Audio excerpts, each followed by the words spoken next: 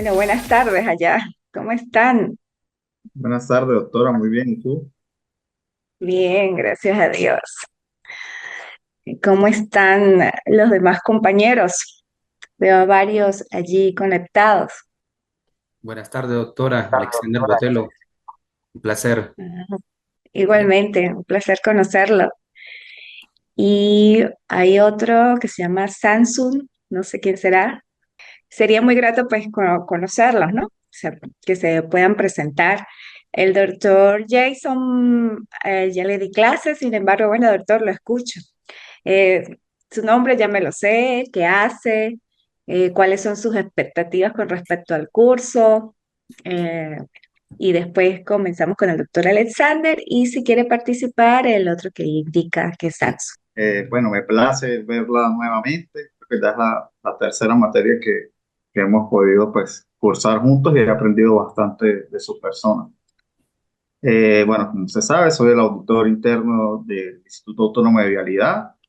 Eh, ya soy especialista académicamente en derechos humanos. Estoy a la espera pues, del grado. Y pues funjo como director de una fundación de derechos humanos de jóvenes aquí en el estado Táchira.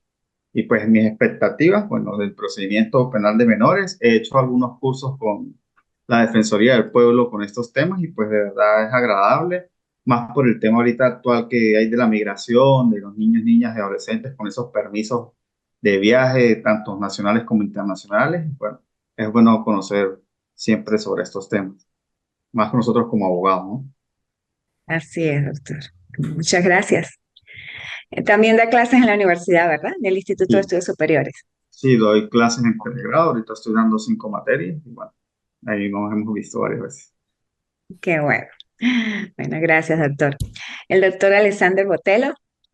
Buenas tardes, doctora.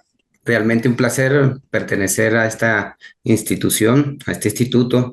Y pues en cuanto a mis expectativas, en cuanto a la materia, pues desde el primer momento que se inició, pues estamos buscando la forma de cómo ir creciendo académicamente y formándonos como especialistas en determinadas ramas del derecho y buscando la mejor forma de enriquecer ese conocimiento jurídico. Así es, doctor. ¿Litiga usted o pertenece a Sí, algún tipo de formo organismo? parte, sí, yo tengo mi oficina, trabajo también asesoro al Instituto Autónomo de Vialidad en materia de contrataciones públicas y esto, pues, ejerzo el libre ejercicio aquí en Rubio. Yo vivo en Rubio. Ah, qué bueno, doctor. Muy bien. Gracias. Y el otro compañero que dice Samsung, no sé quién será, si quiere participar. Buenas Como tardes, que no. profesora. Lo que pasa es que Buenas este es un tardes. teléfono prestado, por eso es que dice Samsung. Ah, ok. ¿Cuál es su nombre, doctora? Mi nombre es Osmarly Álvarez. Soy un poco pequeña, apenas tengo 23. Ah, ajá. Está haciendo la maestría con los Ujú. compañeros. Es el primer curso que está haciendo, la maestría. Sí, sí es el primero. Me acabo de graduar. Ah, qué bueno. Qué bueno, qué bueno, ¿no? Lo importante es que inicie y está jovencita. Sí, Qué bueno, doctor. ¿Trabaja aparte de estudiar? sí, ¿Litiga? trabajo en los tribunales de la circunscripción penal. Ah, qué bueno. Muy bien, bueno. Gracias y bienvenido. Bueno, ahora voy a dar mi presentación porque pues algunos no me conocen, ¿no? Soy Adriana Bautista, abogada, egresada de la Universidad Católica del Táchira hace 23 años aproximadamente. Soy especialista en derechos humanos y especialista en derecho procesal de la Universidad Libre de Colombia. Soy especialista técnica en criminología y criminalística por el Instituto de Estudios Superiores de Investigación y Posgrado. Soy magíster en Derecho Penal y Criminología de la Universidad Bicentenaria de Aragua. Soy doctora en Derecho y Relaciones Internacionales del Instituto de Estudios Superiores de Investigación y Posgrado. También soy postdoctora en Epistemología e Investigación Científica del mismo instituto Y actualmente pues fui admitida por la Universidad de San Diego en California, aquí en Estados Unidos, porque ahorita estoy pues radicada en Estados Unidos para cursar una maestría en Derecho estadounidense, bueno, con el fin de poder litigar en este país, ¿no? También. Y pues presentar el California Bar Examination, que es el examen que los abogados aquí pues deben presentar una vez culminen los estudios. Sin embargo, pues yo tengo que hacer es un año de maestría como para poder entender un poco las leyes aquí y luego pues presentar ese examen. Eh, Actualmente pues estoy dedicada pues a la educación prácticamente y a estudiar inglés. También estudio aquí en un college inglés y doy clases en la universidad, en el Instituto de Estudios Superiores de Investigación y Posgrado y también soy directora de TFM en la Universidad Internacional de La Rioja, en España. También son online. Y bueno, pues he dado académicamente clases en diversas partes en Venezuela. Estuve en la Fermín Toro, en la Universidad Bicentenaria de Aragua también, en la Universidad Bolivariana de Venezuela, que fue la primera que me abrió las puertas en el 2005, cuando empecé a dar clases en mi alma mater, la Universidad Católica del Táchira, que estuve desde el 2014 hasta el 2021 dando clases allí. Y bueno, en el 2016, 2016-15 comencé con el instituto, antes con el convenio, lo que era la Universidad Bicentenaria de Aragua con las distintas en la uni. Y bueno, hoy en día sigo con el instituto porque también pues la considero mi alma mater, ¿no? Mi familia. Y bueno, esa es más o menos mi trayectoria a nivel. Bueno, fui juez, estuve en el sistema de administración de justicia venezolano por aproximadamente 20 años también. Em, Comencé desde asistente, luego secretaria y luego en el 2008 me nombran juez y en el 2021 renuncié, netamente por razones personales. Sigo muy agradecida del Poder Judicial y de hecho parte de lo que aprendí, si no fue todo, pues fue allí, en esa experticia, ¿no? Y dinámica práctica que se vive en los tribunales y bueno, salí y bueno, estoy aquí, pero por razones netamente voluntarias, por seguir mis pasiones, por seguir estudiando, por la parte académica. Tengo un libro publicado, estoy escribiendo la segunda edición de mi libro de Derecho Emocional como un nuevo constructo epistémico jurídico. Ahorita en enero escribí un artículo relacionado con esa tesis doctoral y bueno, sigo en esa vía, ¿no? De la academia. Me encanta dar clases, es una de mis pasiones y mis hobbies, ¿no? Eso en líneas generales es lo que hago y lo que he realizado y lo que, bueno, me tengo proyectado. Siempre pues, y principalmente de la mano de Dios, ¿no? Soy católica y bueno, llevo a Dios en mi corazón y con mis acciones, no solamente de palabras, sino pues también de hecho. Bueno, ahora bien, con respecto a la unidad curricular, procedimiento penal a menores, ustedes tienen 3 compromisos académicos por cumplir. Estos compromisos académicos están abiertos desde el día de hoy hasta el 27 de abril. La plataforma pues tiene fechas específicas para cumplir cada una de las 3 actividades, sin embargo, está disponible en todo ese tiempo. O sea, ustedes pueden hacer las actividades desde hoy hasta el 27 de abril, con el bien entendido de que traten de hacerlas pues paulatinamente para que no llegue el 27 y se les acumule todo. Sí, como les dije, hay fechas establecidas para cada una de las actividades. De hecho, la primera es para el próximo sábado. Pero si por algún motivo, pues no la pueden subir, ingresar el próximo sábado al aula virtual, ya saben que tienen la disponibilidad hasta el 27 de abril. Están en nivel de maestría, pues lo que se sugiere como docente y por el grado de academia es que ustedes pues hagan unos trabajos acordes, ¿no?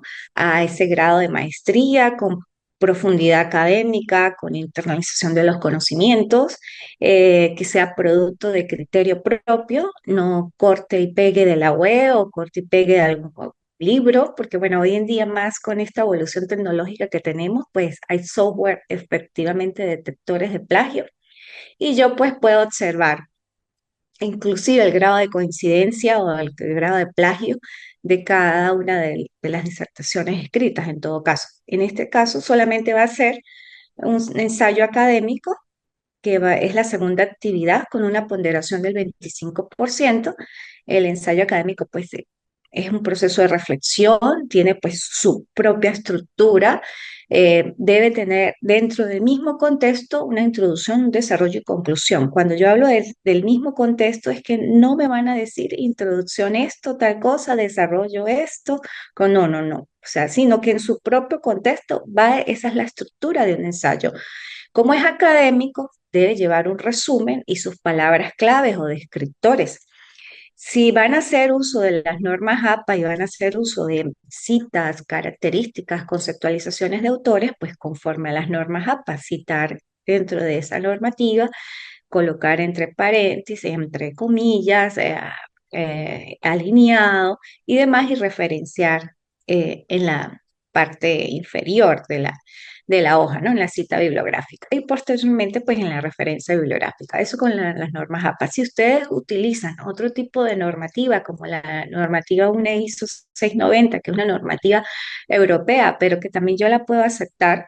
Supongamos, yo le coloqué en el plan de actividades hacer uso de las normas APA, pero si ustedes manejan la normativa europea, que es la UNE ISO 690, y pueden incorporar las citas de texto y luego referencia, no hay problema tampoco, ¿ok?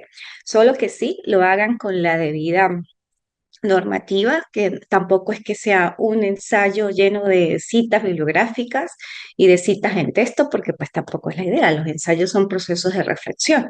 Que ustedes lean el contenido, lo que se va a evaluar en el ensayo académico es la unidad 3, 4 y 5, 4 y 5 no, 2 y 3. Y bueno, de todas maneras está en el plan de actividades y ustedes pues con base a esa temática hacen el proceso de reflexión y luego las ponen en el ensayo académico. Esa es la segunda actividad que en todo caso es un poco delicada en cuanto al manejo de coincidencias y de doctrina, ¿no? Que no vayan a ser ustedes tan descriptivos en el momento de hacer ese ensayo académico, sino sea un criterio propio. La primera actividad es un mapa conceptual con una ponderación pues también del 25%. Los mapas conceptuales pues también tienen su propia estructura. Los más básicos es que son que su tema central está en el punto interno y los demás giran alrededor de él conforme a las agujas del reloj. Sin embargo, hay otras estructuras de mapas conceptuales de diferente diseño. Lógicamente que lo que los describe como tal es que ellos tienen conectores tanto en palabras como en flechas. Y esos conectores son los que me van a guiar a los temas secundarios o indirectos del tema principal.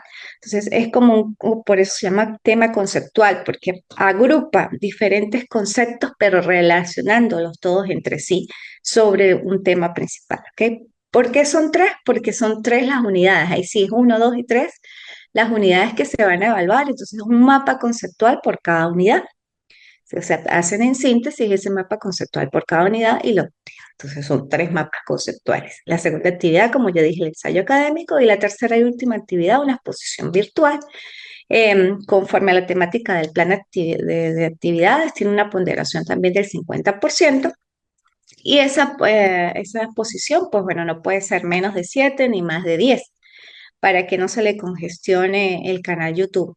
El canal YouTube, digo yo, a menos que ustedes tengan otra herramienta tecnológica, porque pues lo considero que lo más fácil de utilizar. Ustedes se graban por su teléfono o por cualquier gadget que tengan y pues efectivamente suben el enlace a la plataforma, la aula virtual, y ahí es donde me va a redireccionar a mí para yo verificar el video. ¿Ok?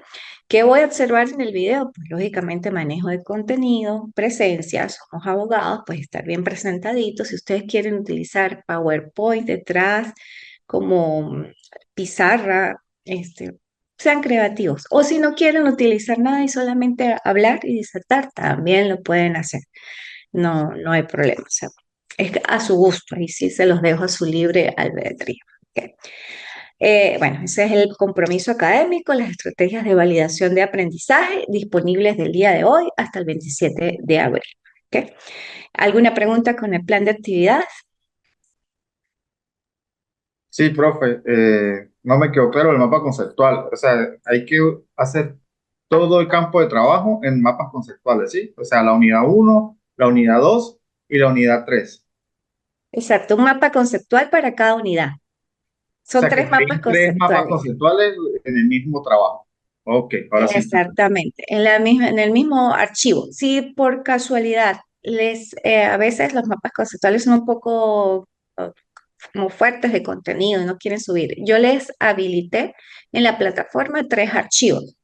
Si ustedes Ah, lo ok. quieren hacer en tres archivos, lo pueden hacer en tres archivos, pero si lo hacen en un mismo archivo, página uno, página 2, página 3, tampoco hay problema. Pero si ve que no les llega a subir por lo pesado del archivo, porque tienen que transformarlo a PDF, pues lo pueden subir uno por uno. Tienen Profe, esa posibilidad. perdón, ¿y se puede utilizar dos páginas para un solo mismo mapa conceptual en caso de que el contenido sea bastante amplio? Sí, no hay problema, no hay problema.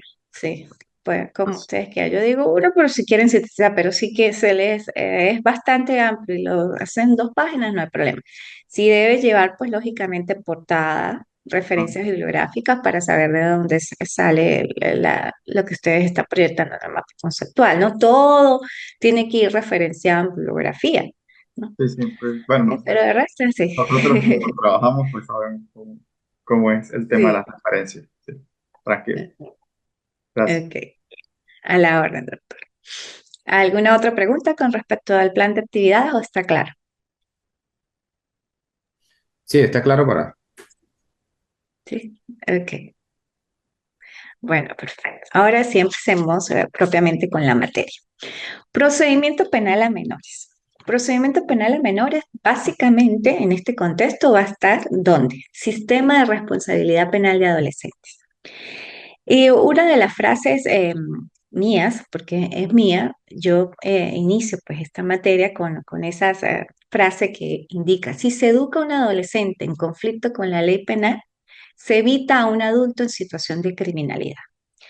Y ustedes saben, los que ejercen penal, que efectivamente se ve como en materia penal, en la parte de jurisdicción ordinaria, muchos de los que cometen delitos ya han sido tratados por el sistema de responsabilidad penal de adolescentes. Entonces, hay que evitar a toda costa y educar a ese adolescente que está en conflicto con la ley penal para que no llegue a un adulto en situación de criminalidad y no lo arrope el sistema de jurisdicción ordinaria. ¿Por qué? Porque, bueno, jurisdicción ordinaria, pues efectivamente es más fuerte, tiene otros principios y garantías que también, pues, le meritan al adolescente, pero pues un sistema totalmente diferenciado del sistema de responsabilidad penal de adolescentes. El sistema de responsabilidad penal de adolescentes propiamente, pues, está en la Ley Orgánica para la Protección del Niño, Niña y Adolescente. La Ley Orgánica para la Protección del Niño, Niña y Adolescente, establecida desde abril del 2000, tiene dos sistemas, un sistema de protección integral y un sistema de responsabilidad penal de adolescentes. Prácticamente son dos materias dentro de una misma ley. ¿Por qué dos materias o dos competencias? Porque una es el área netamente civil, que ampara a niños, niñas y adolescentes, pero aquellos niños, niñas y adolescentes vulnerables o con conflictos en su grupo familiar, en su núcleo familiar, donde pues hay familias que se tienen que disolver por X o Y motivo, y pues efectivamente los tiene que arropar esa parte del sistema de protección integral o porque los niños o niñas o adolescentes no tienen inclusive contención familiar, no tienen un padre, no tienen una madre, viven con tíos o inclusive son niños que son de la calle. Son entonces amparados por instituciones que efectivamente salvaguardan y los guardan porque los custodian en centros propios para estos niños, niñas y adolescentes que no tienen familia. Ese es el sistema de protección integral que también está dentro de la misma ley orgánica para la protección del niño, niña y adolescente. Y el sistema de responsabilidad penal de adolescentes, que está contenido igualmente en la ley, abarca todos aquellos adolescentes que entran en conflicto con la ley penal, es decir, aquellos adolescentes que cometen hechos delictivos. Y está contenido desde el artículo 526 en adelante, que es el procedimiento penal a menores prácticamente. Si bien es cierto, pues prácticamente el artículo 1 al 93 de la ley, hay algunos derechos eh, y deberes de los adolescentes que también le corresponde al sistema de responsabilidad penal, pero lo que es el procedimiento penal a menores está desde el 526. ¿Ok? ¿Por qué procedimiento penal a menores? Bueno, porque es una jurisdicción especializada, netamente. Es el área penal, pero efectivamente de aquellos adolescentes, inclusive niños o niñas que cometen hechos delictivos. Ahí tenemos que hablar un poco de lo que es la jurisdicción y la competencia. ¿Qué es jurisdicción? ¿Se acuerdan lo que es jurisdicción? ¿Qué es jurisdicción? A ver, quiero un poquito ahí de participación. Recuerden qué es jurisdicción y qué es competencia. Doctora, para mí la jurisdicción, todos los tribunales tienen jurisdicción. Ese es el ámbito como tal, completo, ¿sí? Y la competencia viene especificada ya por la especialización, ya sea por la materia o por el territorio, viene siendo ya la competencia. Exactamente, así es. Si no vamos a lo que dice Couture, ¿no? La competencia es la medida de la jurisdicción. Y la jurisdicción, esa es la parte, por decir general, holística. Jurisdicción, si nos vamos inclusive a las raíces de lo que es la palabra, viene de dos vocablos latinos, juris y dictio. Juris, que es derecho, y dictio, que es dicción o decir. Entonces es la facultad de decir el derecho. ¿Quiénes tienen la facultad de decir el derecho? Los jueces tienen esa potestad de decir el derecho. Entonces, todos los jueces, como lo indica el doctor Botelo, tienen jurisdicción, pero no todos los jueces tienen competencia, porque la competencia es la medida de la jurisdicción.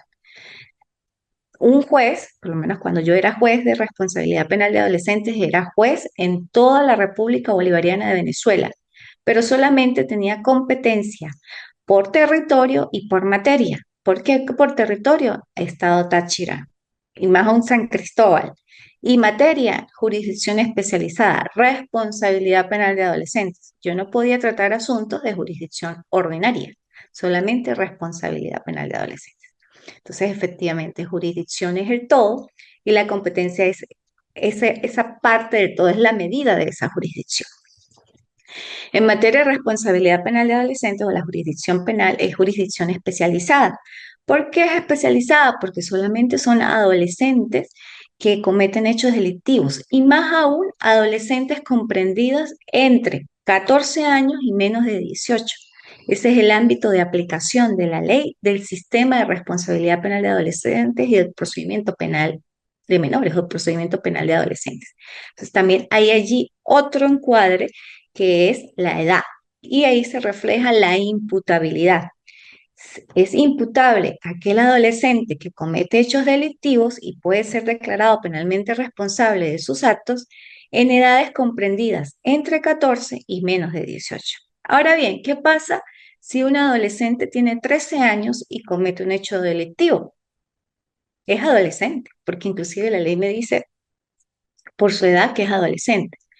Si un adolescente de 13 violó, robó y como producto de esa violación robó, inclusive asesinó a alguien, pero tiene 13 años. ¿Qué sucede?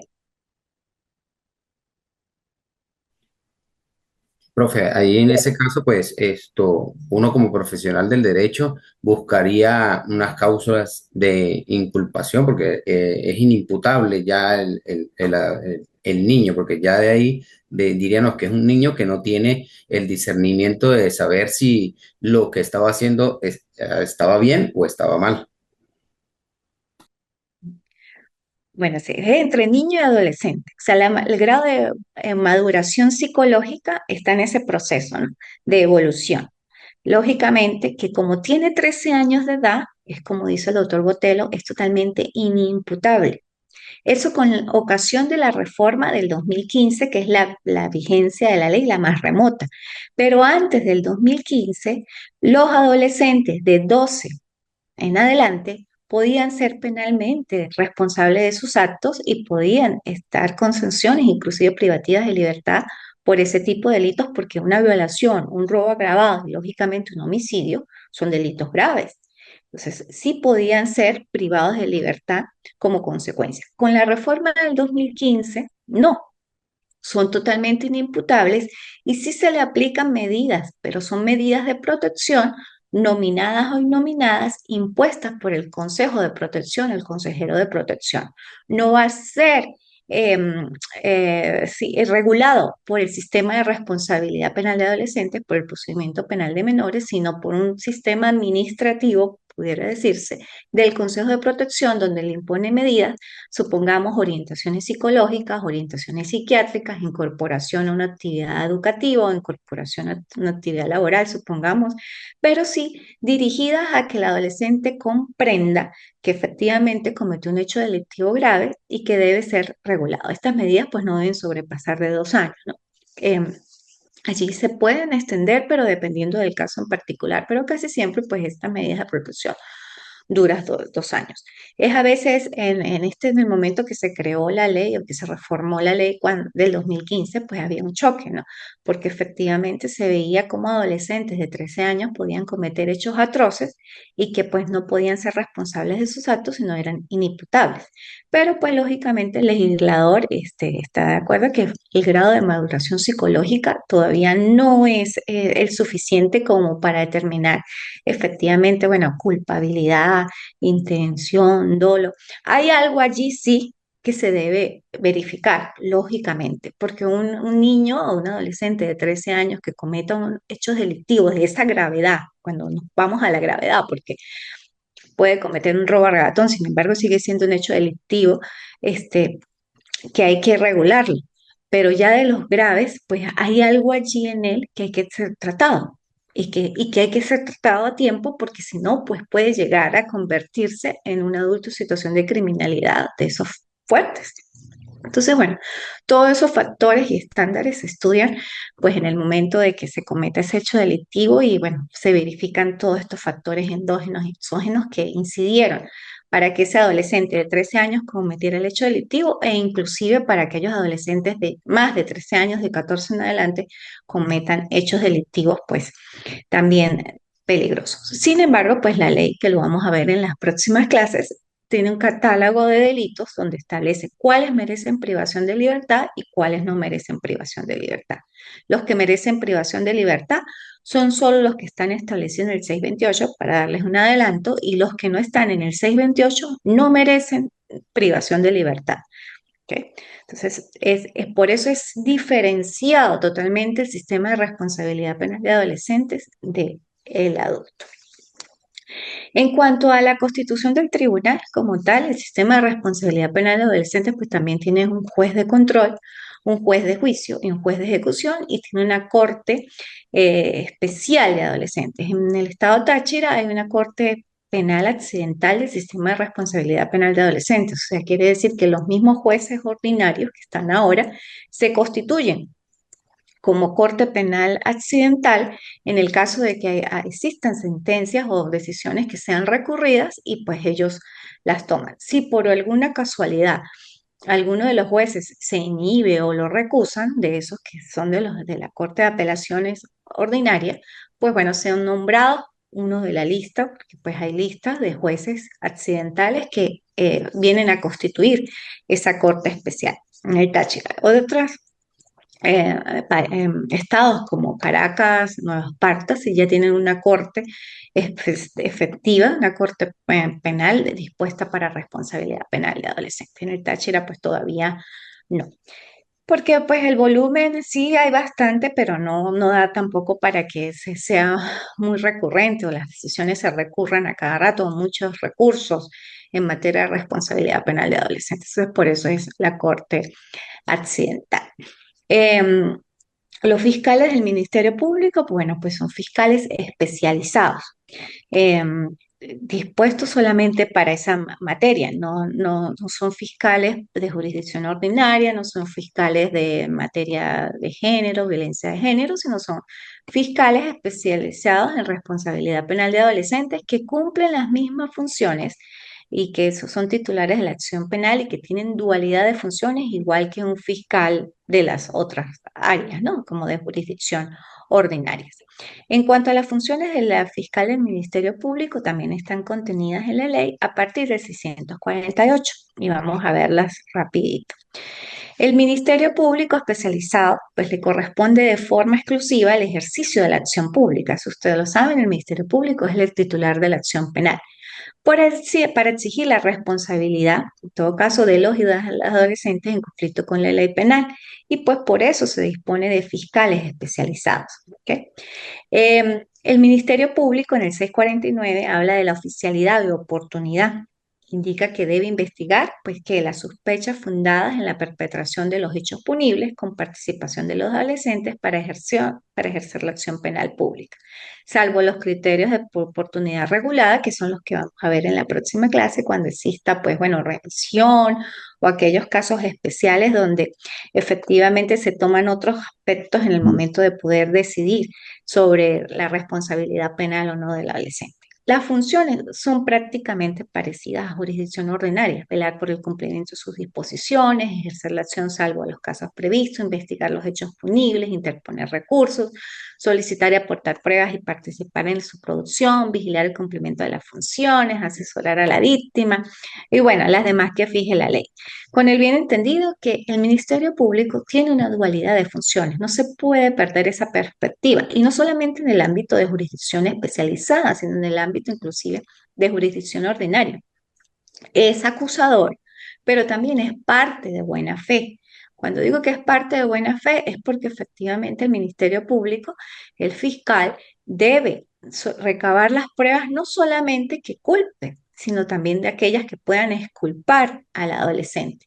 O sea, todo ese engranaje, todos esos elementos de convicción que pueda conllevar de manera directa o indirecta a la responsabilidad, sí propiamente, o en todo caso a la irresponsabilidad o que no, o sea, o a la inocencia de ese adolescente en conflicto con la ley penal. ¿Ok? Tenemos pues también en responsabilidad penal una policía de investigación especializada, es la misma policía de investigación, pero lógicamente funcionarios en el área de responsabilidad penal de adolescentes capacitados y saben pues bueno cuáles son en todo caso los derechos y los deberes de los adolescentes, y por eso se llama policía de investigación especializada. Pero siguen siendo de la misma rama general, con policías, se podría decir, especializados en esa área. El imputado y su defensor, eso está a partir del 654 de la ley, y me dice que todo adolescente señalado o señalada como presunto autor o partícipe de un hecho punible tiene derecho al primer acto del procedimiento también, a que se le informe de manera específica. Aquí en este momento de que se le informe de manera específica, la ley habla de que el juicio es socioeducativo, pues al adolescente se le debe participar igual que al adulto desde el acto del procedimiento: por qué está detenido, cuáles son las razones, que sea llamado a un defensor público, privado o sus padres, y efectivamente, bueno, tenga conocimiento de todo su proceso, ¿no? Comunicarse con sus padres, como le indica la ley, ser asistido por su defensor si tiene los medios económicos para sufragar un defensor privado, si no, pues el Estado le nombra un defensor público, solicitar al Ministerio Público pues las diligencias de investigación destinadas a su inculpación o exculpación, presentarse directamente ante el juez o jueza con la finalidad de rendir declaración, solicitar que se active la investigación, solicitar que se declare la improcedencia de la prisión preventiva, no ser juzgado en ausencia, bueno, todos aquellos derechos que no solamente estén contemplados aquí, sino que también estén contemplados, lógicamente, en la norma suprema, la Constitución, y en el Código Orgánico Procesal Penal. ¿Por qué? Porque pues la ley también tiene la llamada norma de remisión, establecida en el 537 de la ley, que todo lo que no esté contemplado en la Ley Orgánica para la Protección del Niño, Niña y Adolescente, pues se podrá subsanar o se podrá aplicar otras leyes. La Constitución, tratados y convenios, inclusive el Código Orgánico Procesal Penal, por supuesto, el Código Penal porque tipifica los delitos, pero no se va a imponer las penas de allí, sino se imponen las sanciones establecidas en la ley, el Código Civil, bueno, cualquier otra ley que pueda coadyuvar en el desarrollo del procedimiento penal de adolescentes. Otra parte diferenciadora en cuanto al sistema de responsabilidad penal de adolescentes son los padres, las madres, representantes y responsables, que ellos pueden intervenir en el proceso como coadyuvantes en la defensa. Coadyuvantes en la defensa. Esto no obsta, pues, para que rendan declaración si fuesen testigos de algún hecho. Esto es muy importante saberlo porque sí, efectivamente, pues pueden estar allí y participar, pero lo que no se, ellos inclusive pueden, conforme al artículo 51, derecho de petición, solicitar medidas cautelares. y efectivamente hay que darle respuesta. Lo que sí no pueden es traspasarse de las funciones propias del defensor, por decir, pese a que un auto de mero trámite o una solicitud de copias simples o copias certificadas puede considerarse algo tan simple e inclusive se da o se autoriza a través de un auto de mero trámite la autorización o acordar o no esa expedición de copias, ellos eso sí no o sea, si lo hacen, que lo pueden hacer, pero no debe, pues el tribunal se las va a declarar sin lugar inadmisibles porque eso sí lo tiene que hacer es el defensor, no el padre. ¿Por qué? Porque pues se puede prestar a que el papá o la mamá saque esas copias, si se llegan a acordar, pues es de, con mala intención o sin mala intención, bueno, vaya a otro defensor, le muestre, divulgue y publique inclusive datos de su propio hijo, de su propio representado. Entonces, eso es de manera irresponsable. Entonces, para eso está el defensor. El defensor es el que va a pedir las copias y el que va a controlar en todo caso. O sea, ¿para qué quiere usted, señor representante, esas copias? O sea, si yo soy el abogado defensor, yo soy el que tengo el conocimiento del proceso, soy pues el experto en esta materia, pues soy abogado y es el que le voy a dar a usted todas las directrices. Por eso las copias no pueden estar dando vueltas por allí por cuestiones inclusive de confidencialidad y la misma ley lo indica. O sea, en el momento que ustedes como abogados, supongamos, se les presenta un tipo de situación como esta, la ley inclusive prohíbe ese derecho de publicación o divulgación de datos de los adolescentes que están en conflicto con la ley penal. Y pues para eso está el abogado defensor, para que controle esa divulgación también. ¿Ok? Em, la defensa, perdón, este, pues puede ser pública y privada, como ya lo dije. Eso está establecido en el artículo 657. También pueden tener un defensor o defensor auxiliar para aquellas diligencias, pero siempre tiene que estar pues con esa cualidad procesal definida en el expediente, ¿no? La víctima y querellante, al igual que en jurisdicción ordinaria, pues hay víctimas directas y víctimas indirectas, dependiendo del hecho delictivo que se haya cometido, que haya cometido el adolescente, ¿no? Igualmente, pues hay una protección y reparación a la víctima del hecho punible, que es lo que constituye los objetivos del proceso. Los fiscales, pues, están obligados a velar por los intereses de la víctima en todas sus etapas. Los jueces pues deben garantizar pues la vigencia también de esos derechos. La policía, inclusive y los demás órganos auxiliares pues también deben otorgarle un trato acorde a la condición de la víctima. La definición de víctima está en el 661 de la ley, donde dice que al directamente ofendido, por eso hablo de víctimas directas e indirectas por el hecho punible, al cónyuge o la persona quien haga vida marital, al hijo, padre, madre adoptivo o los parientes dentro del cuarto grado de consanguinidad o segundo de afinidad, los otros tipos de víctimas, a los socios, socias, a asociaciones y demás.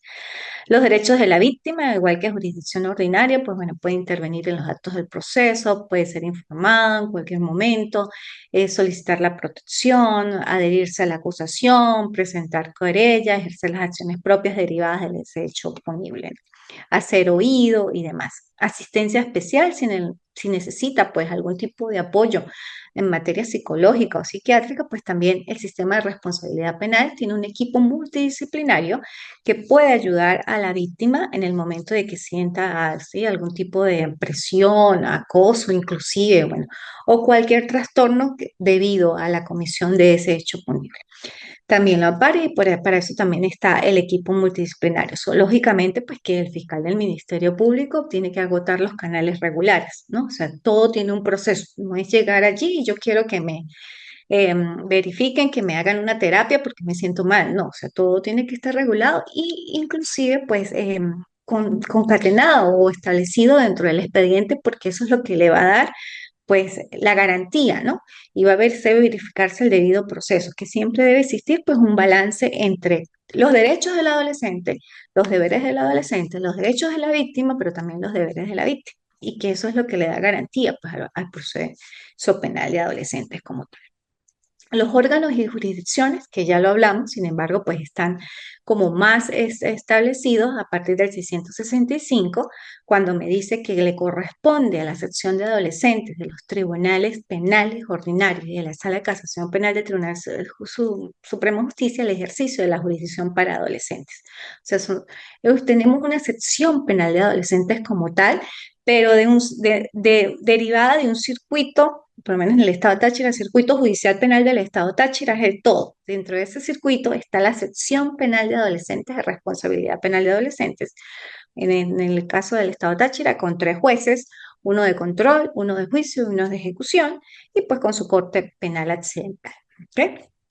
El máximo, pues, es en la sala de casación penal que va a revisar y el máximo que va a interpretar, en todo caso, la Constitución o decisiones que estén aplicando, supongamos, control difuso y control concentrado de la Constitución en alguna resolución que opere este tipo de aspectos, pues bueno, la Sala Constitucional del Tribunal Supremo de Justicia. La sala de casación también, pues bueno, reconoce el recurso de casación, los servicios auxiliares, como le dije, la sección de adolescentes del Tribunal Penal comprende un equipo multidisciplinario y una sala de citaciones y notificaciones. Bueno, el Estado, pues a través de sus políticas públicas, dota de presupuesto para todos estos aspectos que son necesarios para el desenvolvimiento de lo que es el sistema de responsabilidad penal de adolescentes. Entonces, bueno, en líneas generales, eso es la parte de jurisdicción, competencia, la Constitución, el ámbito de aplicación propiamente de la ley. Vamos a hablar un poquito ahora de las fases. Para en la próxima clase entrar ya a lo que es fase, bueno, preparatoria, intermedia, y en la tercera clase veremos ya ejecución y recursiva, pero de manera general. Por eso también los invito a que ustedes profundicen la ley y ante cualquier duda en las clases, pues me digan, porque son bastantes aspectos y yo lo que voy a es de síntesis, pastillitas allí. Las fases del proceso penal de adolescentes son las mismas que las fases del proceso de jurisdicción ordinaria. 4 fases o 3 fases propiamente. Fase preparatoria o de investigación, fase intermedia, que es la parte preliminar, fase de juicio y fase de ejecución. 4. La fase recursiva se puede llamar fase recursiva o etapa recursiva o subfase. ¿Por qué? Porque la fase recursiva, la etapa recursiva o los recursos propiamente se generan o se activan en el momento de algún tipo de resolución que dicte el tribunal y que alguna de las partes pues no esté de acuerdo.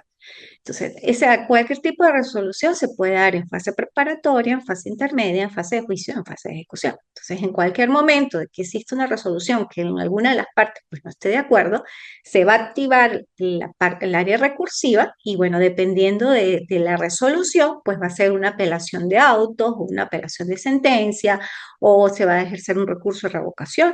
Por eso, o sea, va a depender de la resolución que se recurre y va a depender de la etapa donde esté esa decisión, si es fase preparatoria, de intermedia, de juicio de ejecución. Pero lógicamente también existe la etapa recursiva o el ámbito recursivo en materia de responsabilidad penal de adolescentes con los mismos recursos de jurisdicción ordinaria.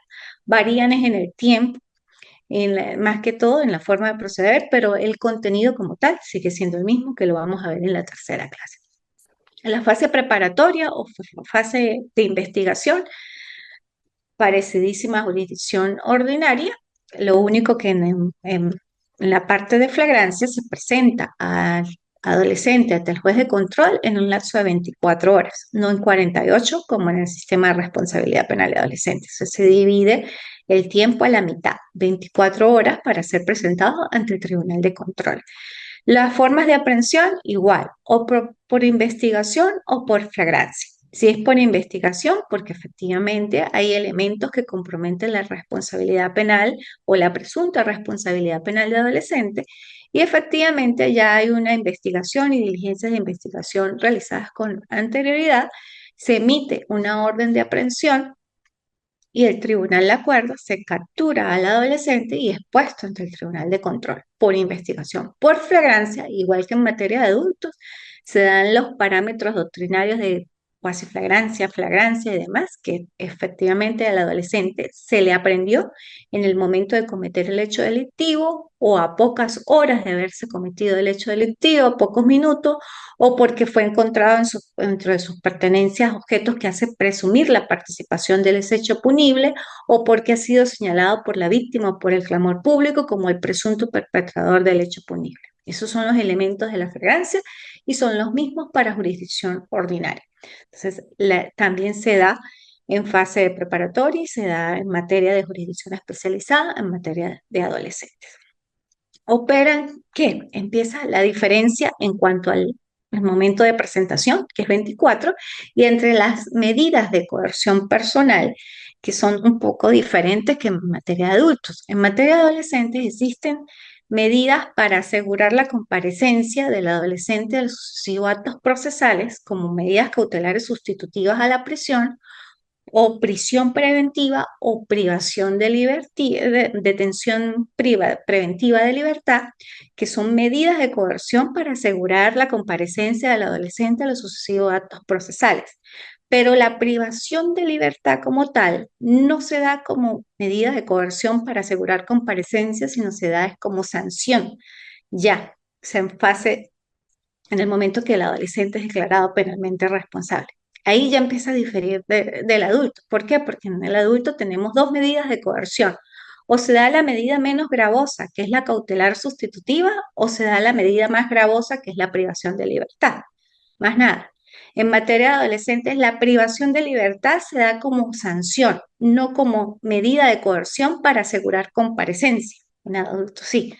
¿Ok? Entonces ahí ya empezamos a diferir. ¿Por qué? Porque en adolescentes tenemos prisión preventiva, que es una medida que se asemeja a la privación de libertad, que para que se dé, efectivamente el adolescente tiene que estar, haya cometido alguno de los delitos del artículo 628, supongamos homicidio, violación, robo agravado, que sea de los delitos que estén en el 628 para que se pueda proceder la prisión preventiva como medida de coerción personal para asegurar comparecencia sucesiva a actos procesales.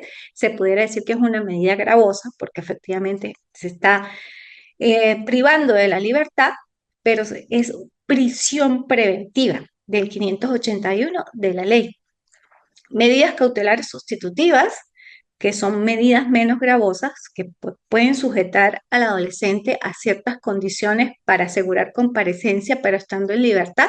Esas sí son parecidas a la de los adultos: presentaciones periódicas, no salir del estado Táchira o no salir del país, obligación de estar estudiando, prohibición de estar fuera de su casa luego de las 9 de la noche, prohibición de concurrir a determinadas reuniones o lugares, prohibición de consumir sustancias estupefacientes y alcohólicas, muy parecidas a las de los adultos, las medidas cautelares sustitutivas. Y la detención preventiva, que es especialísima. ¿Por qué especialísima? Porque casi siempre se da cuando se ejecuta una orden de aprehensión producto de una investigación. Ya el adolescente tiene una investigación por la presunta comisión de los hechos, hechos delictivos de los del 628, los gravosos. Se ordena la aprehensión, es capturado el adolescente, es puesto ante el tribunal de control a disposición, y el tribunal de control solamente se va a pronunciarse sobre dos aspectos: el procedimiento a seguir y la medida a aplicar. ¿Por qué? Porque no hay flagrancia, ¿verdad? En investigación. Cuando es investigación, o sea, no se aprendió al adolescente en el momento de la consumación del hecho delictivo, a pocos momentos, nada, sino fue mucho después. Y al ser bastante, o sea, el tiempo transcurrido, pues no hay flagrancia, es por investigación. Entonces, solamente el juez se pronuncia sobre el procedimiento, que va a ser casi siempre pues el ordinario, porque el ordinario no es flagrancia, no puede ser el abreviado. Y la medida de aprehensión, que en este caso, por ser detención y por orden de aprehensión, es detención preventiva. Y al ser detención preventiva, aquí el fiscal del Ministerio Público tiene 10 días para presentar el acto conclusivo. Si en 10 días no presenta el acto conclusivo, al siguiente día hay decaimiento de la detención preventiva y se debe aplicar una medida cautelar sustitutiva. ¿Ves que es diferente totalmente a jurisdicción ordinaria? O sea, en cambio, en jurisdicción ordinaria Se decae la medida es cuando pasan los 45 días de la privación o el tiempo de hacerse el juicio. En adolescentes se decae la medida si hay detención preventiva a los 10 días, o sea, ya el día 11 se decae. Pero también puede decaer la medida si, supongamos, en los procedimientos o en las aprehensiones de flagrancia se impone una prisión preventiva del 581 y pasan 3 meses sin que se le haya hecho al adolescente el juicio. Al, luego de los 3 meses hay decaimiento, pero de la prisión preventiva. Entonces pueden haber dos decaimientos de dos medidas para asegurar comparecencia al adolescente sucesivo a actos procesales totalmente diferentes. Una a los 10 días y otra a los 3 meses, pero el adolescente está todavía en proceso. No bajo una privación, porque la privación en materia de adolescentes se impone como sanción, no como medida de aseguramiento a los sucesivos actos procesales.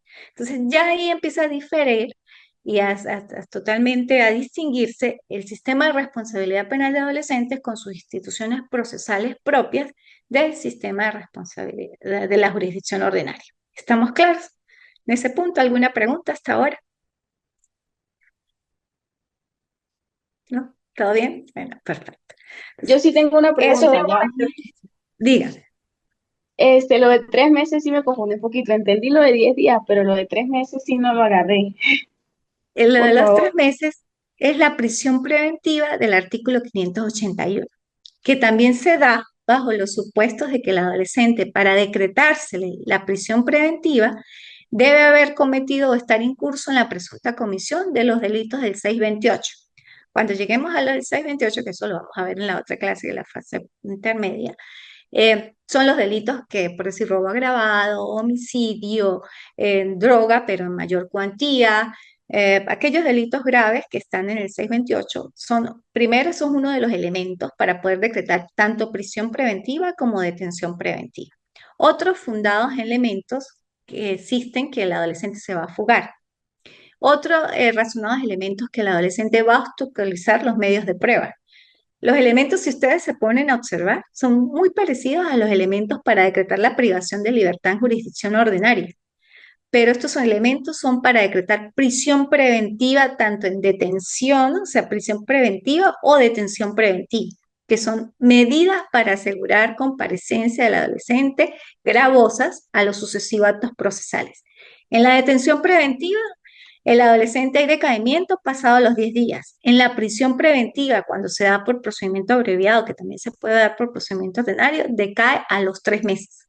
No a los 10, sino a los 3 meses. La prisión preventiva. ¿Ok?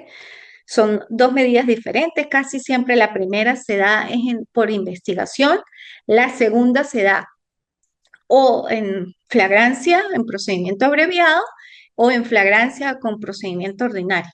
En ambas se puede dar procedimiento abreviado o procedimiento ordinario. La detención casi se da en procedimiento ordinario y producto de investigación. ¿Ya? ¿Sí? ¿Me expliqué? Sí, sí, ahora sí entendí. Gracias. Perfecto. A la hora. Luego, de todas maneras, lo vas a profundizar cuando ya lleguemos más a esa fase intermedia y fase sí, intermedia que vamos a ver 628 y 581. Bueno, eso es la fase preparatoria. Igual sean el fiscal del Ministerio Público, pues tiene la obligación de recabar todos los elementos de convicción necesarios para determinar culpabilidad o inocencia del adolescente.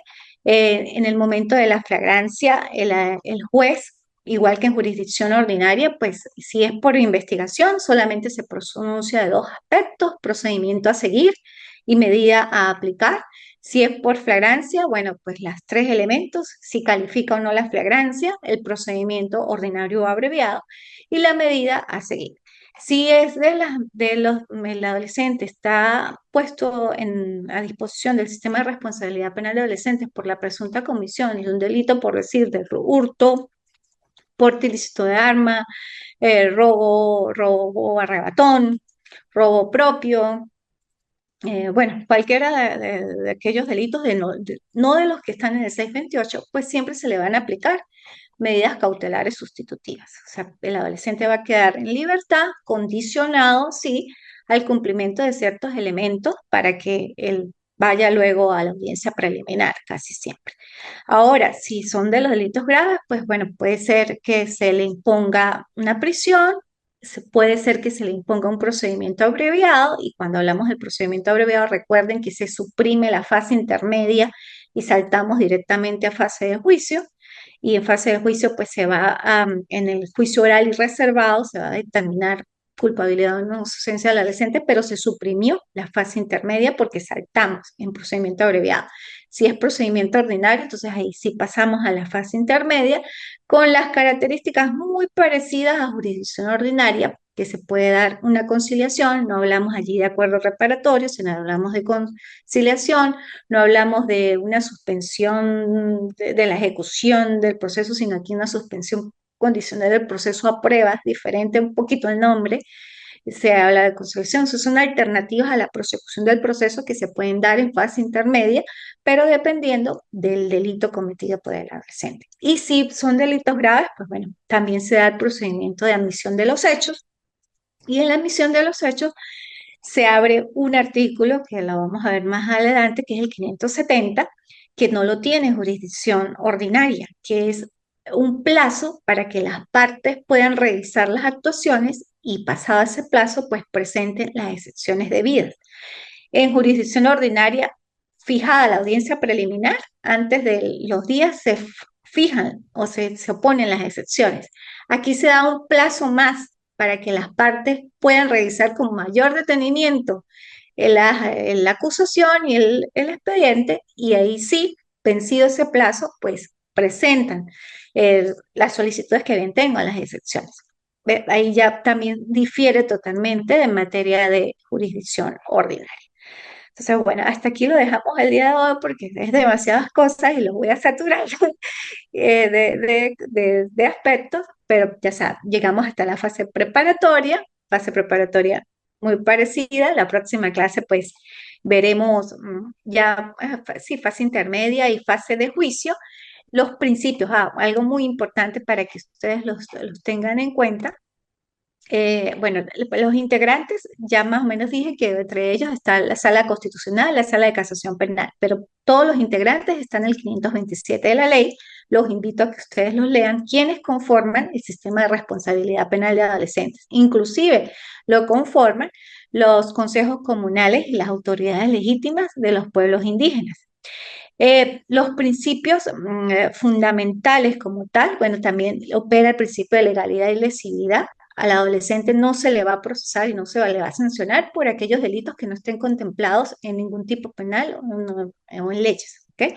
Recuerden que todos los delitos en materia de adolescentes igual, o sea, se van a verificar por que estén contemplados en la norma sustantiva penal por excelencia, llámese Código Penal, o en leyes especiales penales, o en leyes orgánicas inclusive que tipifican delitos, ¿verdad? Allí vamos a verificar es el tipo como tal, pero no se le va a imponer las penas que establece ni el Código Penal, ni las leyes especiales, ni las leyes orgánicas. Se le van a establecer son sanciones, no penas. ¿Y cuáles sanciones? Las que están contempladas en la Ley Orgánica para la Protección de Niños, Niñas y Adolescentes. Por eso en materia de adolescentes no podemos hablar de que se penó al adolescente, no, o que se condenó al adolescente. No, al adolescente se declara penalmente responsable de sus actos y se le sanciona por la comisión de hechos delictivos. ¿Ok? Sí pueden estar esos hechos delictivos, lógicamente, descritos en diferentes normas, como les indiqué, en la norma sustantiva penal por excelencia, Código Penal venezolano, o en leyes especiales o en leyes orgánicas, pero se les sanciona por su propia ley. ¿Ok? Igualmente, pues allí ustedes se van a encontrar en el 531 el ámbito de aplicación, lo que les explicaba de la edad, cuando exista error en la edad, si a un adolescente por su mm, apariencia física se le presume adolescente, pues se le va a considerar adolescente si en el momento de la aprehensión no tiene las credenciales o la identidad para poderse verificar que es adolescente. Si en el transcurso del proceso se verificó que sí tenía la característica de ser adolescente, pero era adulto, pues lógicamente se va a declinar competencia en jurisdicción ordinaria y quedan nulas las actuaciones solamente en lo que respecta al tribunal, que sería pues en la flagrancia, si se hizo audiencia preliminar, pero no quedan nulas las actuaciones propias del ámbito policial, que es el acta de entrevista, el acta de investigación policial o el acta policial, nada de eso, solamente lo realizado por un tribunal que en su momento se consideró competente, pero que en el transcurso del proceso pues ya era incompetente por la edad del adolescente. Lo mismo opera si es al revés. Si el adolescente cometió el hecho delictivo con adultos y como cometió el hecho, se sintió amparado y en el momento de la aprehensión dijo, sí, yo soy adulto, pero no tenía identidad. Y por sus características, pues bueno, o sea, pareciera que es adulto, pues bueno, se identificó como adulto, pero ¿qué pasa cuando llegó a adultos y vio que la pena es hasta 30 años? Diría, no, o sea, no.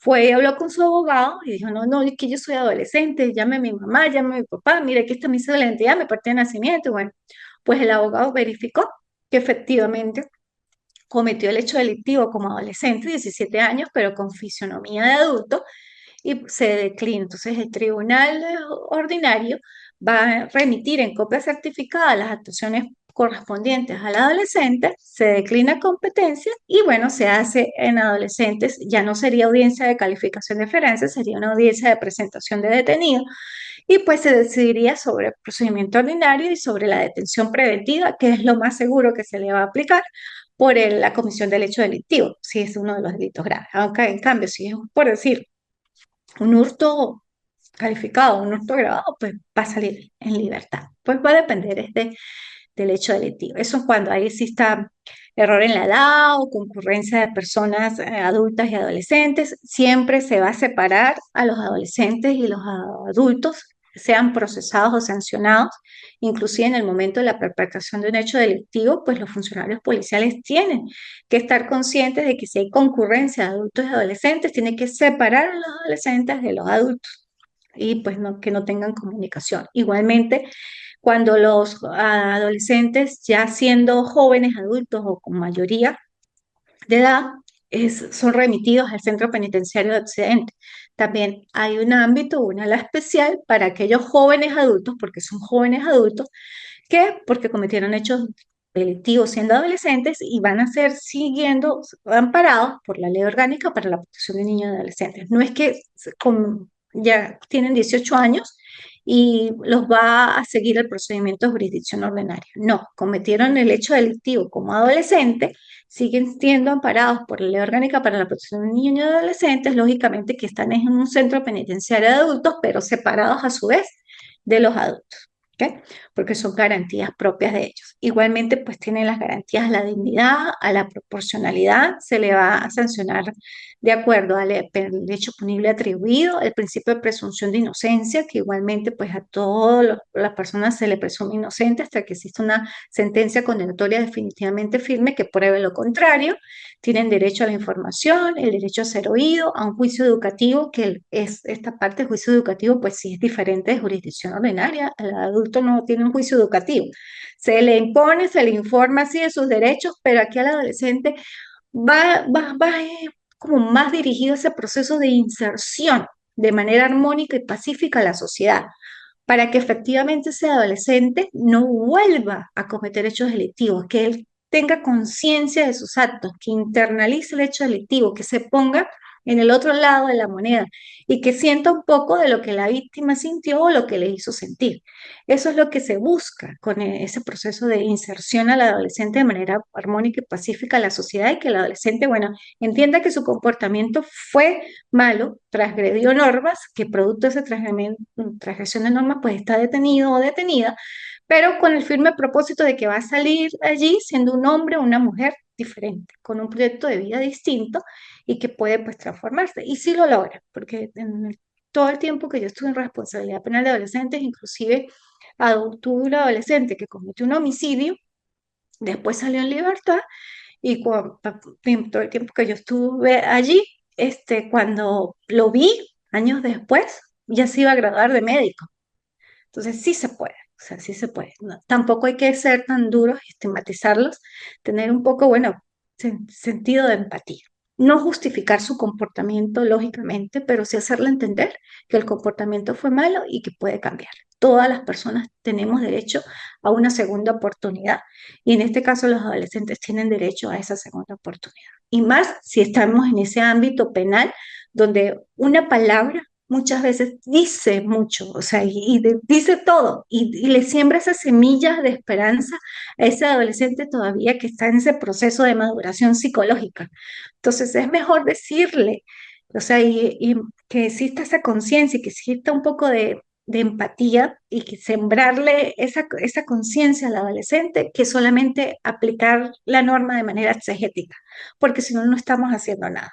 Entonces, como operadores de justicia, no tanto internos, sino en todos los lados, en todo el rol que estemos allí, sea como defensores públicos, privados, sea como fiscales, o como jueces, o como inclusive secretarios, alguaciles, todas las partes intervinientes en el proceso, tenemos que sembrar esa semilla de conciencia y de esperanza a ese adolescente que esté en conflicto con la ley penal para que efectivamente se evite a un adulto en situación de criminalidad. ¿Ok? Entonces, bueno, hasta aquí lo dejamos por el día de hoy. ¿Alguna pregunta?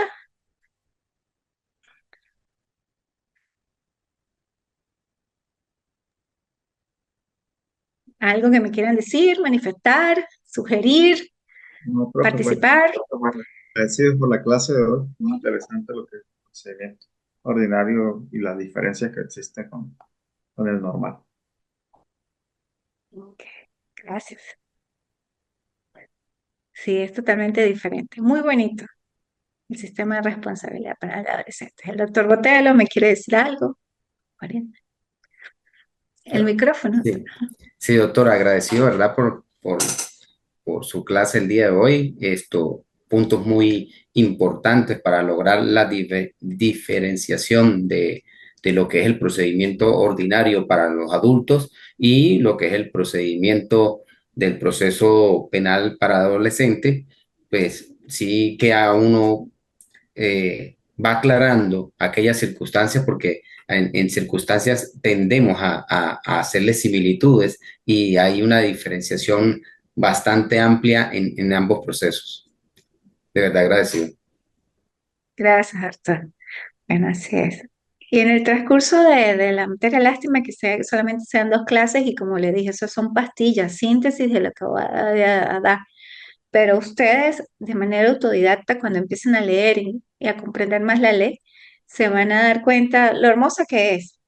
O sea, primero viene de toda esa evolución cronológica, e inclusive del derecho penal de adolescentes, desde la antigua Roma, cómo era tratado el adolescente cuando cometía hechos delictivos. Luego, con la estandarización, se pudiera decir, o la implementación de la Convención de los Derechos del Niño, Niña y Adolescente y las reglas de Beijing y de RIA, pues se creó pues esta ley, la Ley Orgánica para la Protección, con esos dos sistemas. Y Ese, pues, ese, pues profe, ese fue el diplomado que yo hice, lo que era el sistema irregular, en ese momento que los trataban de menores, que no tenían derechos, eran sujetos, no se les escuchaba, se les separaba de sus familias, a esta nueva ley, que ya hay una corresponsabilidad, Estado, familia, sociedad, ya son sujetos de derecho, inclusive me recuerdo que hay una sentencia de la Sala de Casación Social, creo que por allá por el 2017, donde dice que hay que escuchar al niño, niña y adolescente por qué cometió en ese momento esos delitos. Eso fue más o menos lo que ya tengo de experiencia en el diplomado que le había comentado. Ya ahorita uno pues ya ve el procedimiento como ya se trata totalmente diferente y pues sí es un claro. choque. Es así, porque esa es la base del sistema de responsabilidad y del sistema de protección integral, y del sistema que abarca niños, niñas, adolescentes en ambas diferentes áreas, es la doctrina de protección integral del niño, niña y adolescente. Esa doctrina viene como producto de una evolución de los mecanismos internacionales donde efectivamente se tenía era la doctrina de la situación irregular, donde se veía al adolescente como objeto, no como sujeto de derecho, objeto. Solamente era un objeto de derechos, no sujeto como hoy en día, como inclusive está contemplado en el artículo 78 de la Constitución de la República Bolivariana de Venezuela, que habla que los niños, niñas, adolescentes son sujetos plenos de derechos. Tienen derechos, pero también tienen deberes, y que efectivamente el adolescente, por ese grado de maduración psicológica en evolución, se le debe tratar diferenciado del adulto. Sobre esa doctrina de protección integral se crea la Convención de los Derechos del Niño, Niña y Adolescente en 1989 y da vida a diferentes leyes en Latinoamérica, entre esas la de nosotros, la ley orgánica, porque antes de la ley orgánica teníamos la ley tutelar del menor, que hablaba de la doctrina de la situación irregular, inclusive antes de la ley tutelar del menor, pues los códigos de menores, que pues eran códigos solamente dirigidos a aplicar medidas, pero no medidas dirigidas a esa inserción del adolescente en un juicio educativo. Entonces, son medidas solamente como de regulación de comportamiento, que lógicamente eran buenas para esa época, pero lógicamente había que ver que el adolescente Avanzado. tenía que ser diferenciado del adulto y diferenciar también inclusive a aquellos niños, niñas, adolescentes que no cometían hechos delictivos, pero estaban en situación de riesgo porque no tenía padres, madres, familiar quien los protegiera, y aquellos adolescentes que pudieran estar en las mismas situaciones o en situaciones mejores, porque sí teniendo padre, madre y adolescentes y representantes cometían hechos delictivos. Entonces, es como una misma moneda con dos caras. Uno, aquellos niños, niñas, adolescentes que están en situación de vulnerabilidad porque no tienen familia o un núcleo familiar, y aquellos que pueden tener núcleo familiar o pueden no tenerlo, pero cometen hechos delictivos. Entonces, te había que también inclusive diferenciarlos entre ellos mismos en dos sistemas, uno de protección integral y uno de responsabilidad penal de adolescentes, y a su vez diferenciarlos de adultos, de jurisdicción ordinaria, de los adultos que cometían hechos delictivos, porque pues no se podía catalogar a un adolescente que cometiera un hecho delictivo, sobre todo en Latinoamérica, con hechos delictivos como adultos, ¿ok? Lógicamente que la forma de implementación y de regularizar comportamientos ilícitos en materia de adolescentes varía en diferentes partes del mundo. Por lo menos aquí en Estados Unidos es diferente, en Europa es diferente, los procesos son los mismos. Lo que sí no cambia, que eso es algo que ustedes siempre lo deben mantener, es la teoría del delito. Eso no cambia porque eso es universal. ¿Cuándo se comete un delito y qué es un delito? Recuerden la definición jurídica del delito. Delito es todo acto típicamente, toda acción típicamente antijurídica, culpable e imputable a un hombre y castigado con una pena. Eso es delito. Acto típicamente antijurídico, culpable e imputable, o sea, a un hombre y castigado con una pena. De ahí se desprenden los elementos del delito, que es la acción, la tipicidad, la culpabilidad, la imputabilidad, la punibilidad y la penalidad. Y de esos elementos es la teoría universal del delito, los elementos positivos y los elementos negativos, que eso en ninguna parte del mundo va a cambiar, y que en el momento de verificar un proceso penal, en este caso, siempre se va a verificar es la teoría del delito y si confluyen y convergen los elementos positivos o están los elementos negativos, porque con que exista un elemento negativo en esa teoría del delito, ya no hay delito. Entonces, esa teoría universal del delito es la que ustedes siempre deben mantener en cuenta y que debe ser la base de la parte procedimental o procesal penal. Si ustedes entienden lo que es la teoría y la comprenden y la analizan la teoría del delito, o sea, y luego la cotejan y la coordinan con la parte procesal, o sea, tienen la fuerza y tienen el blindaje jurídico en cualquier caso que se les interponga, porque ese es el blindaje jurídico que le da. O sea, conozcan bien la teoría del delito para que luego puedan atraparla y establecer el proceso como tal. Teniendo buenas bases en la teoría del delito, que es el derecho penal general, pues lógicamente se les va a hacer muy fácil la parte procedimental, que esas son las instituciones. Entonces, uno es, como decía, no me acuerdo, uno de los procesalistas famosos cuando estudié, uno es las rieles, que es el proceso, los rieles del tren, y el otro es el tren. Entonces, el tren es la parte procedimental y los rieles es el proceso. Así es. Entonces, uno es, en el caso de materia penal, el ámbito general, la teoría del delito, la parte general, y la parte especial que pues también la deben conocer, cómo se analiza un delito en materia especial. Recuerden, sujeto activo, sujeto pasivo, verbo rector, bien jurídico protegido, que es la parte especial del derecho penal, y luego viene la parte procedimental. Entonces, en este caso, el proceso penal de adolescentes, contenido en la ley, pero también híbridamente está. ¿Por qué digo híbridamente? Porque se le aplica Código Orgánico Procesal Penal, que es la norma adjetiva de nosotros procesal penal por excelencia en Venezuela. ¿Por qué se le debe aplicar también Código Orgánico Procesal Penal? Porque cuando ustedes vean y vayan estudiando cada fase, por lo menos el allanamiento, las nulidades, actas de investigación, bueno, todo lo que aparece allí, inspecciones, pruebas, licitud, legalidad, eso no está aquí como está en la ley, eso está dentro del Código Orgánico Procesal Penal, que es la parte procesal, procedimental, pero por eso se le debe aplicar esa parte que está en el Código Orgánico Procesal Penal aquí, a la ley.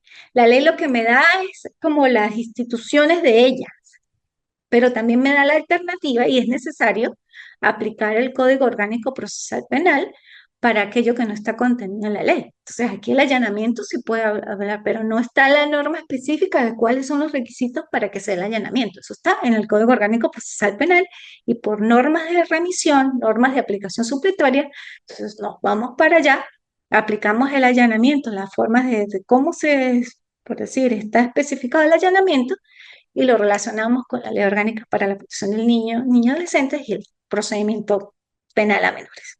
¿Ok? O sea, si ven, o sea, es tan bonito, o sea, esta materia porque, o sea, da para mucho, mucho, mucho, mucho, mucho. Y más en el ámbito penal. Bueno, a mí me encanta el ámbito penal. Siempre desde que estudié y estaba estudiando Derecho, yo dije, yo quiero ser juez y quiero ser juez penal. Y lo logré. Fui juez y fui juez penalista y toda prácticamente mi trayectoria ha sido en ese ámbito. Criminología, criminalística penal. Y bueno, mi doctorado sí es en Derecho y Relaciones Internacionales, pero lógicamente es como el todo allí. Y la parte de investigación, pues que me gustó mucho y cómo contateno o encajo las emociones del ser humano en el momento de la comisión de hechos delictivos. Porque todo delito tiene una base emocional. Eso también tienen que saber. Todo delito sin excepción, sea del delito más grave o más leve, tiene una base emocional. Nadie comete un hecho delictivo en el caso de los delitos intencionales, ¿no? Lógica también. Aunque los culposos, si se ponen a ver, allá va a tener un poquito, que los culposos, por decir un homicidio culposo, también tiene una base emocional. ¿Por qué? Porque supongamos que Dios los guarde. Bueno, X persona va en su vehículo y va manejando. No tiene la intención de arrollar a un peatón, a un ciclista o inclusive de tener otra intención de contra otro auto. Pero producto de lo que siente en ese momento, tiene una inobservancia de las reglas de tránsito, puede ser que esté apurado por llegar a cierto sitio y que lo apura, una emoción por algo que tiene que por hacer. Puede estar muy alegre y producto de la alegría está ofuscado y pensando y remembrando lo que está viviendo de su alegría, que no se dio cuenta de la luz, o puede estar muy triste, que también no se dio cuenta, o puede estar muy agresivo con la vida y tiene desprecio por la vida. No tiene intención de lesionar a nadie, pero está sintiendo algo, tiene una emoción y producto de esa emoción, lo que está sintiendo transgrede una ley de tránsito y que como producto de transgredir esa ley de tránsito, pues lamentablemente comete un hecho delictivo en arrollar a un peatón. Y puede ser que no lo mate, no haya homicidio culposo, pero hay una lesión culposa. Entonces, todo hecho delictivo tiene una emoción, tiene una base emocional que se va intensificando con el raciocinio dependiendo de lo que tú quieras. Los delitos de fraude y de estafa tienen una base emocional que lleva a un estafador, a una persona que comete un fraude a hacerlo. Una intención de conseguir ¿qué?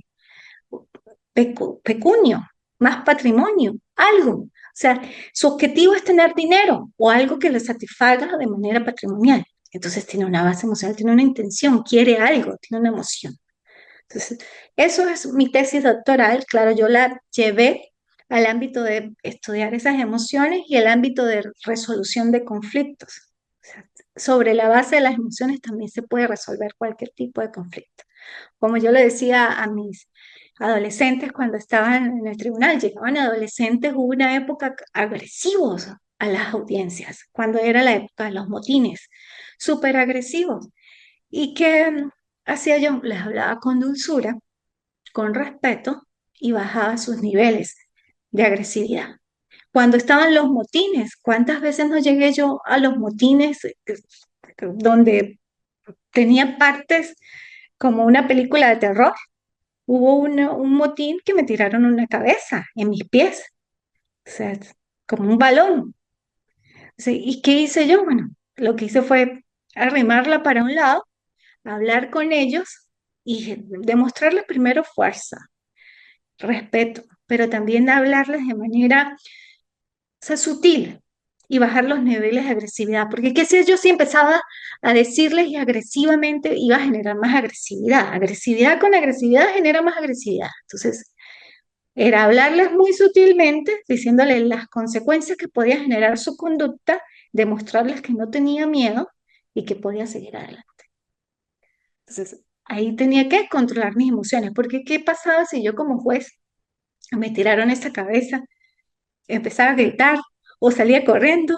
O que, o sea, el adolescente allí se iba a sentir mucho más fuerte de lo que estaba ahí. Iban a ser desastres en esa entidad de atención. ¿No? Pues, o sea, con toda la calma del mundo y cordura, controlé primero qué, mis emociones. Y sobre controlar mis emociones, pude controlar ese motín, o varios de los motines que hubo, y se salvaron vidas. Entonces, todo tiene una base emocional inclusive. ¿Ok? Entonces, los invito, inclusive ustedes aquí, ¿por qué están estudiando? Porque tienen una emoción, ¿verdad? De ser magísteres y luego ser doctores y escribir y demás. Ese es el motivo, ese es el impulso que a nosotros los seres humanos inclusive nos da vida, nos hace sentir vivos, o sea, con un propósito en nuestro comportamiento, porque siempre queremos. Pero yo quiero y les expreso desde mi ser, no solamente quieren para ustedes, compartan lo que aprendan, porque conocimiento, si no es compartido, es conocimiento muerto. Entonces, lo que aprendan, compártanlo. ¿Ok? Bueno, ahora sí me despido. Nos vemos en la próxima clase cuando la universidad la fije. ¿Ok? Bueno, feliz fin de semana y estamos en contacto. Igual, profe, hasta luego. Hasta luego. Gracias, profe, hasta luego. Hasta luego. Gracias, profe, por Gracias a su tiempo. ustedes. Hasta luego.